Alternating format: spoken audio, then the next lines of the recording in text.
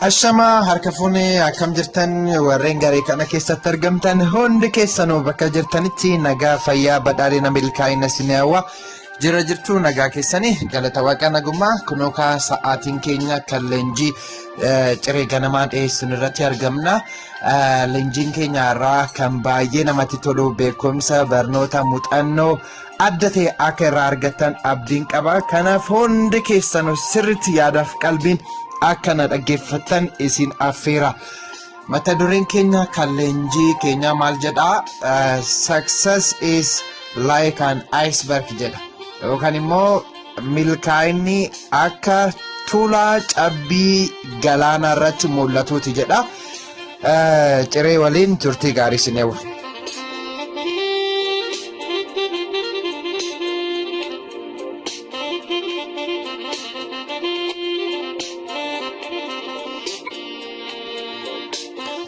Toleka leenjiin keenya irraa leenjii addaati kan baay'ee namatti toludha.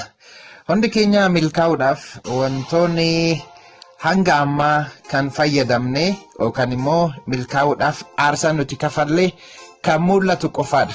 Akkuma fakkii armaan olii irratti ilaaltan kana galaana kanarratti cabbii yookaan immoo tuulaan cabbii kan mul'atu qofatu anaafis kan ijni keenya laallu kan mul'atu qofaadha. Garuu immoo galaanaa gadi tuulaan cabbii guddaan fi bal'aan akkasumas kan dooniiwwan gurguddoo galaanarra deeman kan balaa guddaa isaan irratti uumu kan jala jirudha. Kan bishaan keessatti dhokfame kanaadha. Waliigallee kan hojii guddaa hojjetu jechuudha. Garuu immoo kana anaaf isinitti mul'atu kan baddaarratti yookaan immoo what people see kan jedhu kan baddaarraa kanaadha jechuudha.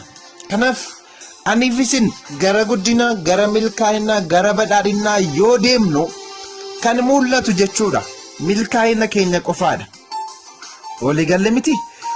Kan baddaarra jiru kan nuti hin fayyadamne garuu ganaa kan akka cabbii yookaan galaana guddaa garba keessatti jiruutidha. Waliigalle humna beekumsa dandeettii muuxannoon nuti kan hin fayyadamne ganaa jira jechuudha. Hin baane isa baasuu qabna. Waliigalle kan anaaf isin akkasumas namoonni hiriyoonni haatiif abbaan namoonni adda addaa kan laalan kan ba'e qofaadha. Kan mul'atu san qofaadha. Maal jedha seetan kitaaba tokko irratti kan hin dubbise. Our deepest fear is when I use my all potential jedha. Kana jechuun maal jechuudha seetan?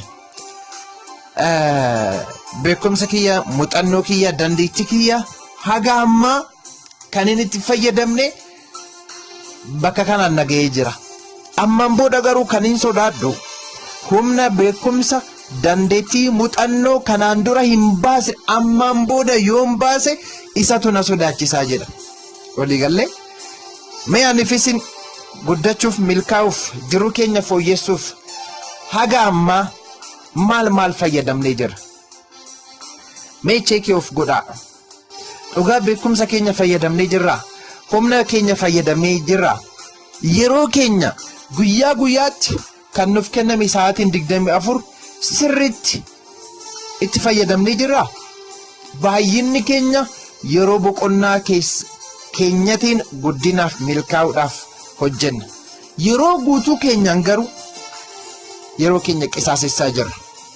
Wantoota guddinaaf badhaadhinaaf nu fayyadan itti fayyadamaa hin jirru yeroo keenya. Baay'inni keenya yeroo guutuu keenya maal hojjechuudhaan dabarsina? Wantoota nun guddisne, olola adda addaa, akkasumas immoo guruupii taphaa, guruupii jaalalaa, guruupii siyaasaa adda addaa kan nu hin guddisne, akkasumas immoo kan galii dabalataa nu hin finne, guruupii gara guddinaa, akkasumas immoo olola adda addaa asiif achi oofuudhaan yeroo keenya fixna kan qisaasessinu baay'ee keenyatu jira.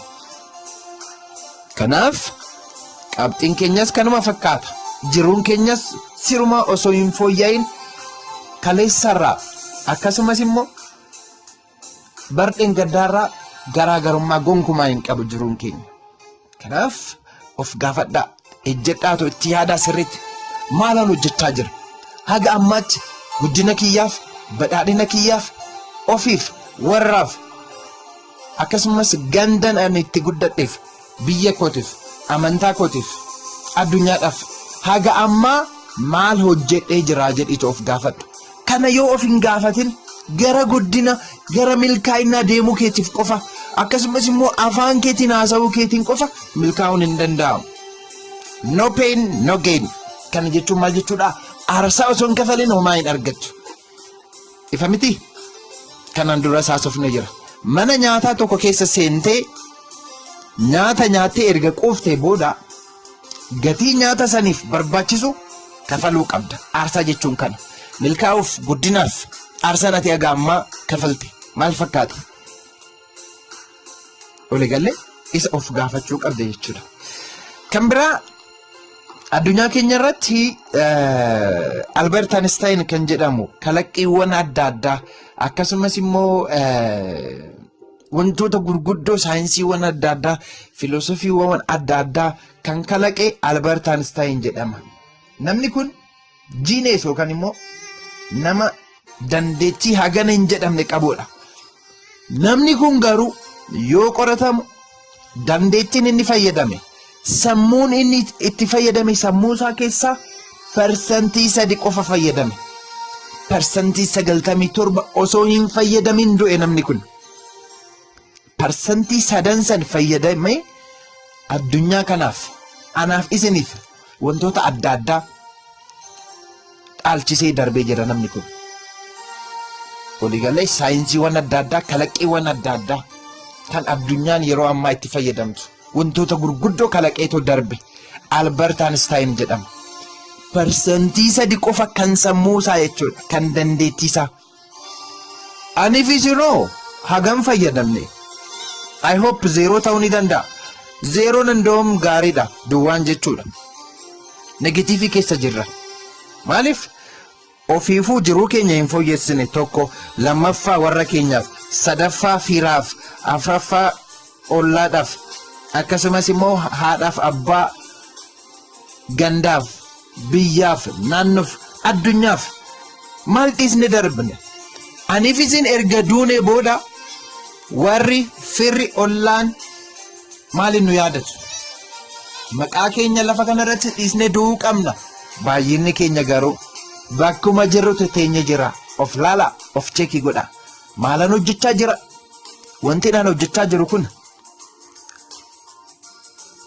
warra kiyyaaf, haadhaaf, abbaatiif, akkasumas immoo biyyaaf, hawaasaaf, addunyaaf hagam bu'aa baasaa jira. Waliigalee kana cheekii gootee gaafii kanaaf deebi'uu hin deebisin jiruun kee kan waggaa 10 irraa fakkaata. Gonkumaa garaagarummaa hin qabu. Naalbaata umriin kee ni dabala, akkasumas immoo kiiloon kee yookaan ulfaatinni kee dabaluu ni danda'a, dheerinni kee dabaluu ni danda'a. Kanaan alatti garuu bu'aan ati buuste hin jiru. Kanaaf cheekii of godhi. Namoonni baay'een umrii isaanii kan qisaaseessan guyyaadhaa gara guyyaa, ji'aa gara ji'aa, waggaa gara waggaatti olola asiif achi oofuudhaan wanta isaaniifis, biyyaafis, warraafis, addunyaafis hin fayyadne asiif achi oofuudhaan kan umrii isaanii guutuu haaluma kanaan qisaaseessan baay'eetu jira. Baay'ee nama ajaa'ibsiisa. Waliigalee cheekii godhaa. Aniif isin dandeettiin, beekumsi akkasumas immoo humni, yeroon, umriin nuti haga ammaa milkaa'inaaf, guddinaaf fayyadamne kan mul'atu qofa. Akkuma kinoo cabbii armaan olii fakkiisa isinii erga kana the iceberg phenomena kan jedhamu akkuma cabbii galaanarraa mul'atu sanidha. Kan hin mul'anne garuu kan galaana keessatti kan dhokateedha, kan jala jiruudha. Waliigalee kan galaana keessa jiruudha. Baay'inni isaa jechuudha persentii 90, persentii 10 qofa fayyadamne. Aniif isin haga ammaa persentii 10 haga ta'uu hin beeku. Kanaaf cheekii of godhaa. Kan biraa namoonni jira jedhan kan hanga ammaatti fayyadamanidha. Namoonni tokko tokko anumatu beeka, anumatu danda'a kan jedhan ni jiru miti. Kan of tuulanii of waxxaranii dhumarratti namni akkanaa yoo dhoo'e ofiifis akkasumas nama biraatiifis hin fayyadamu. Namni of waxxaree jechuudha. Dhumni isaa hin bareedu. Kanaaf maal qabdee of tuultaa? Mee maal qabdaa? Maal fayyadamte? Waliigalee beekumsi dandeettiin maallaqni akkasumas immoo qarshiin ati haga ammaa fayyadamte kan qabdu qofaadha. Kan hin baane ni jira gaa. Isa yoo baastee guutumaan guututti akka cabbii galaana keessatti dhokatame kana dandeettiin kee beekumsi kee isa yoo baaste of tuulturree rakkoo hin qabu. Waliigalee ani fi isin aarsaan yookaan ifaajeen jabinee nuti guddinaaf goone namoonni biraa hin laalan. Anaaf isinitti garuu keessi keenya anaaf isintu beeka. Fakkeenyaaf gara guddinaa yoo deemnu yeroo hundaa jalqabaa fi xumuratu mul'ata. Yoo jalqabdu hin bareedu namni sitti kolfaa ajandaa sitti baay'ata. Fakkeenyaaf abjuu kee yoo namatti himtu namni yoo sitti kolfe ajandaa yoo sitti baay'ite ati sirriidha. Maaliif hin beekani kaasaan kanaan dura yaadanii hin beekan. Kanaan dura haala kanaan sammuun isaanii proogiraamdii hin taane kaa. Waliigalee jalqabnii fi xumni ni mul'ata. Dhuma jechuun milkaa'uu kee wanta duraan yaadde, wanta duraan kaayyoffatte, wanta duraan mul'ata kee duraan galmaan nangaa kana bitachuun barbaada. Konkolaataa akkana, mana akkana, viillaa akkana jettee kan yaaddanuu jira miti. Yoo harkatti qabattu konkolaataas yoo ooftu akkasumas mana abjuu kee dream house kan jedhamu yoo isa keessa jiraattu isatu mul'ata. Garuu jidduun isaa hin mul'atu. Bu'aa bayii jechuudha jidduun. Gufuu jechuudha. Chaalenjii jechuudha. Jidduun isaa hin mul'atu. Anaaf isintu beeka. Anaaf situ beeka bu'aa bayii isaa. Gufuu adda addaa arrabsamuu kan nutti kolfame kan ajandaan nutti baay'ate anaaf isintu beeka. Garuu immoo namoonni biraa kan laalan kan isaanitti mul'atu kan isaanitti dhaga'amu maalinni jalqabaa fi kan dhumaati. Aniif isin bu'aa bayiin nuti jidduutti aarsaan nuti kafalle anaaf isintu qofatu beeka. Kanaaf guddina keetiif aarsaa keetiif nama biraatiif miti kan hojjettu. Ofiif hojjetta miti. Kanaaf cimika. Kanaaf olola adda addaatiif gurra hin kennin. Ilaalcha kee jijjiiruu qabda. Waliigalee ilaalcha kee yoo hin jijjiirin guddachuuf milkaa'uudhaaf wantoota si barbaachisan hunda poteenshaalii kee hunda fayyadamuu ni dandeessa. Baay'inni keenya garuu ilaalchi keenya osoo hin jijjiiramin milkaa'uudhaaf deemna. Waliigalee milkaa'uudhaaf waan haaraa uumuu miti. Namni tokko kan biyya jijjiiru ni jira. Kan hojii yookaan waajjira jijjiiru ni jira. Kun garuu immoo sirrii miti. Milkaa'uuf ilaalcha kee jijjiira. Ilaalcha ati guddinaaf, ilaalcha ati qarshiif, maallaqaaf qabdu kan kanaan dura gonkumaa hin mul'atu miti. Kan kanaan dura sirrii miti. Amma isa jijjiiri kaa. Waliigalee miti. Ilaalcha kee kan kanaan dura kan gara guddina, kan gara milkaa'inaa si hin geessine san isa jijjiiruu qabda. Isa yoo hin jijjiirin guddachuun milkaa'uun hin danda'amu. Jalqabni keenya hin bareedu. Jidduun namatti hin tolu. Dhumni isaa badhaasa. Badhaasni dhumaa kuni maali? Abjuuf mul'ata kaayyoo kee yoo galmaan geessudha. Badhaasa saniif yeroo hundaa halkaniif guyyaa ifaajuu qabda. Yeroo hundaa namni yoo isi arrabse, namni yoo ajandaa sitti baay'ise. Waliigalee miti. Even hojiiwwan nuti amma hojjechaa jirru kana namoonni adda addaa ni shakku. Namoonni adda addaa maqaa adda addaa nuuf moggaasu. Isaan yoo dhageesse abjuu kee cheekii godhi. Isaan hin dhagahin. Gurra kee cufi isaaniif namoota adda addaa olola asiif achi oofaniif jechuudha. Maaliif? Jidduudha kaa. Jidduu jechuun isinitti mee jira miti. Guddachuuf milkaa'uuf wantoota barbaachisan aarsaawwan barbaachisan.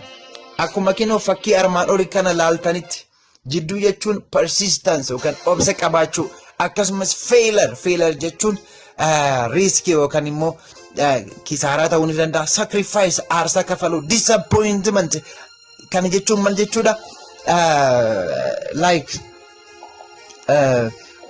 of cinquu jechuudha akkasumas immoo good habits jechuun fakkeenyaaf yeroo kee itti fayyadamu sirriitti ganamaan ka'u akkasumas immoo hard work yeroo hundaa hojjechuu yeroo hundaa hard work jechuun haga namoonni biraa hojjetan expected yookaan immoo namoonni biraa hojiin isaan hojjetanii jiru miti namni biraa normal fakkeenyaaf namni qacarame tokko guyyaatti sa'a 8 hojjeta miti aniifisiin sa'aatii 10 hojjechuu jechuudha hard work jechuudha kana jechuudha dedication jechuun immoo kutannoo murannoo wanta barbaaddu saniif yookaan immoo abjuuf mul'ata kee galmaan ga'uudhaaf kaayyoo kee galmaan ga'uudhaaf dedicated ta'uu qabda aarsaa kafaluu qabda wantoota si barbaachisaniif hundaafuu yeroo hundaa humna kee beekumsa kee kan dhumaa san fayyadame kan dhumaa kan hin baane san isa fayyadame yeroo hundaa jechuudha kanaaf hundi keenya aarsaan nuti dandeettiin nuti akkasumas immoo beekumsi nuti guddinaaf milkaa'uudhaaf fayyadamne kan mul'atu qofaadha akkuma cabbii galaanarraa kan mul'atu xiqqoodha miti kan jalaa ganuu kan hin baane kan hin mul'anne ganaadha kanaaf anaaf isin keessas humni beekumsi potenshaaliin dandeettiin kalaqiin adda addaa ni jira haga ammaa nu keessaa hin baane isa baasi isa yoo baaste isatu si sodaachisa kanaaf isa baasadha kana fakkaataa sagantaan keenya kan ciree ganama galatooma guyyaa gaarii thank you